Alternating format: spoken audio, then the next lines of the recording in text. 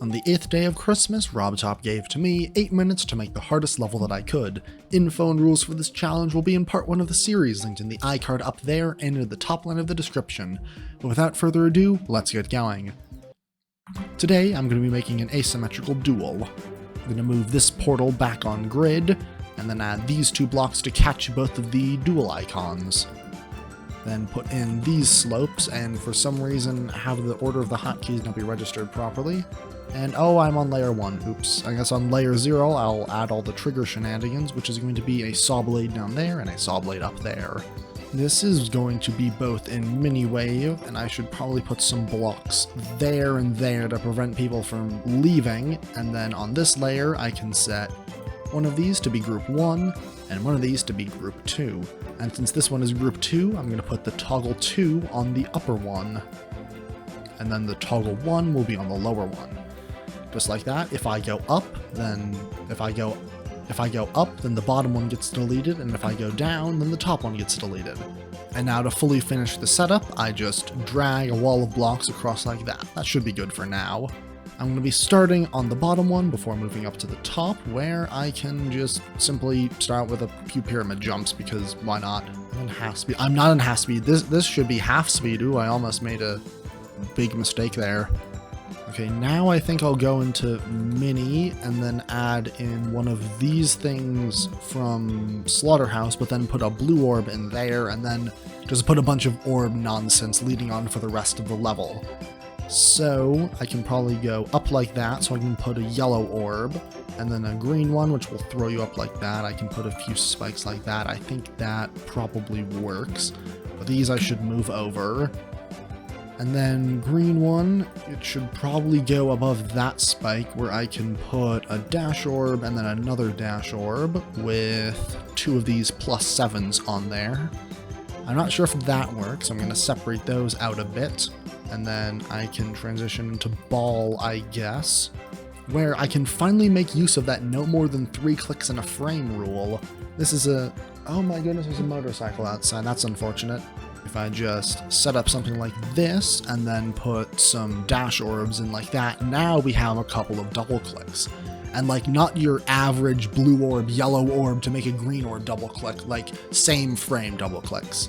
That's the reason why I had the no more than 3 clicks in oh my goodness, the motorcycle is back. That's the reason why I had the no more than 3 clicks in a frame rule, because you could just put 15 of these into one frame, and it would still be under 15 clicks a second, but you have to click 15 times in one frame, which is just a tad bit busted.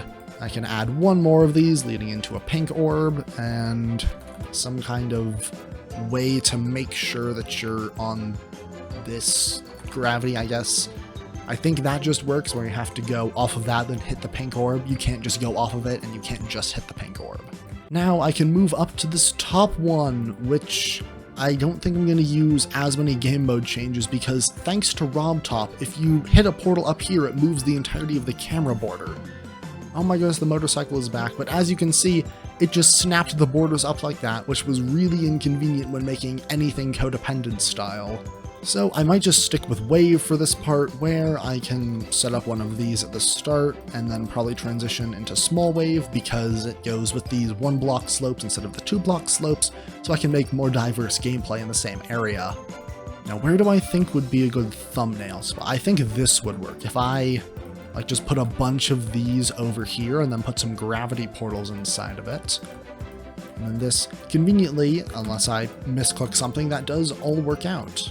And now it's just a matter of putting all of the slopes on and hoping that I don't accidentally make a misclick like this.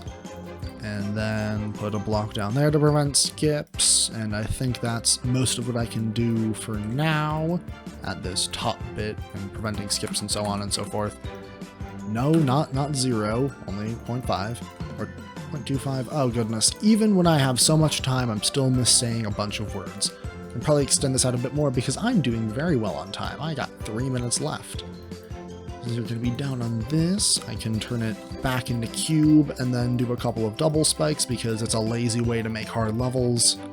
And then up here, I guess I can transition this into cube and do sort of what I did down here. So I'm going to be probably in reversed gravity. So Or yeah, I'm definitely going to be in reverse gravity because of the dual 2-player bug thing, where this also works as a yellow portal for some reason. And start out by just adding a boring pyramid jump before going into maybe some orb spam, kind of like that. I think that works. And then, oh, that actually makes me think of an interesting thing that I can use in Mini, where it goes like, kind of like the setup that I used down there with the jumping in between the spikes, where it goes sort of like this, I guess, but then there's going to be one of those up there, so you have to click this blue orb and then click this other blue orb so you go back down onto the ground. And I've once again exhausted the entirety of this border area. So much more space in this bottom one. I wonder if I could put a spider part in this. Okay, yeah, this should probably be shifted over a bit just to make sure it doesn't cause conflicts. And then I can put a wave portal in there and accelerate this to 3 times speed. But like, shift everything over a bit more to make sure that it doesn't break, because I really don't want stuff to break. We can add in maybe a structure like that just for it to sit on, because I have some extra space. Okay, 1 minute left. How can I do this? How many blocks of space do I need to make something like this? Because it needs one of these and one of these. And then this top bit, if you're going up, would need a 3rd block. So then this would go down to another 3-block platform like this, which would go up with a mini spike there. Okay, so I think it's going to be 3 blocks with one of these having one of the mini spikes on them and then another one of these having the bush on them. Wait, no. Wait, oh goodness, now I'm a bit confused. Wait, so that one goes there. Then where does this go? What? Wait. Oh no, I've wasted all my time just troubleshooting stuff. I don't think that works, so I'll just... There we go. Oh, okay. So I misdid the swipe. But I think it still works, because my intention was to put wave spam there, but there's still wave spam there. So as far as I can tell, there are no bugs in this. I'm just going to scroll over and me editing will pop up some text if there's ever any bugs that happen. Oh, yeah, there's going to be a bug over here with the cube portal and the wave portal. There we go. I don't even need me from editing to find where the bugs are. So to fix this bug, I'm going to set these to the next group, put them onto another layer, and then shift them down 2 of these spaces, which is going to be 10 blocks. Then they're group 3. So at the very start, I can move 3 10 blocks up instantly. It doesn't have to be instantly because they're way farther in the level, but I guess it just works nicer. So this little asymmetrical duel is what I was able to make in 8 minutes. I'm glad that I'm now out of the filler era with the random stuff in the Slaughterhouse remake and onto actual impossible level stuff.